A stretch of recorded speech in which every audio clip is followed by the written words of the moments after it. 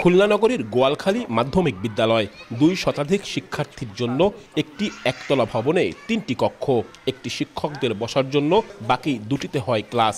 বাধ্য হয়ে পরিত্যক্ত একটি ক্লাব ভবনে ঝুঁকি নিয়ে চলছে শিক্ষার্থীদের পাঠদান। সবাই গাদাগাদি করে বসতে হয়, আর হলো গিয়ে এগুলো ভেঙে পড়ার সম্ভাবনা আছে, তার জন্য আমাদের খুব ভয়। এই ভবনটি যখন তখন ভেঙে পড়তে পারে, সেই ঝুঁকির মধ্যে আমরা পড়াশোনা করতেছি। যখন ভারী বর্ষণ হয় তখন আমরা এমনও দিন আছে মাত্র 2-3টা ক্লাস নিয়ে আমরা ছেলে মেয়েদের বাড়ি পাঠাতে আমরা পাঠাই দেয়। জেলা প্রাথমিক শিক্ষা অফিস অন্তত 25টি বিদ্যালয় ভবনকে ঝুঁকিপূর্ণ হিসেবে চিহ্নিত করেছে। এলজিইডির তথ্য মতে বিভাগের 630টি প্রাথমিক স্কুলে নতুন ভবন নির্মাণের কাজ শুরু হয়েছে। মাধ্যমিক পর্যায়ে ভবন নির্মাণের কাজ চলছে 61টি বিদ্যালয়ে। তবে অনেক বিদ্যালয়ে নির্মাণ কাজে ধীরগতি, আবার কোথাও কাজ বন্ধ রয়েছে। এতে দেখা দিয়েছে তীব্র শ্রেণীকক্ষ সংকট, ঝরে পড়ছে অনেক শিক্ষার্থী।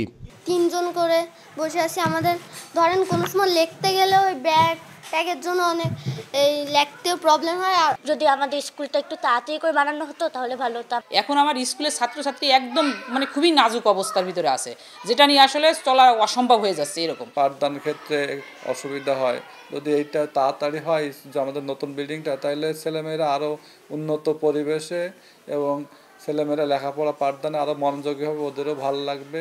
সংকট সমাধানে জরুরি ভিত্তিতে নতুন ভবন নির্মাণের উদ্যোগ ও চলমান কাজে গতি বাড়ানোর আশ্বাস শিক্ষা কর্মকর্তা ও এলজিইডির। পঞ্চম পরিকল্পনা, যেটা প্রাথমিক শিক্ষা উন্নয়ন কর্মসূচি 2025 জুলাই থেকে হবে, আশা করা যাচ্ছে আমরা ওই সময় অগ্রাধিকার ভিত্তিতে ওই স্কুলগুলোকে আমরা ভবন নির্মাণের পুরো কার্যক্রমে আগে নিয়ে তালিকাভুক্ত করে হয়তো করতে পারবো। এগুলো এই জুন মাসে সমস্ত প্রকল্পের কাজ শেষ হবে এবং সাথে সাথে আগামী অর্থ বছর থেকে আমাদের PDB 5 এর কাজ শুরু হবে।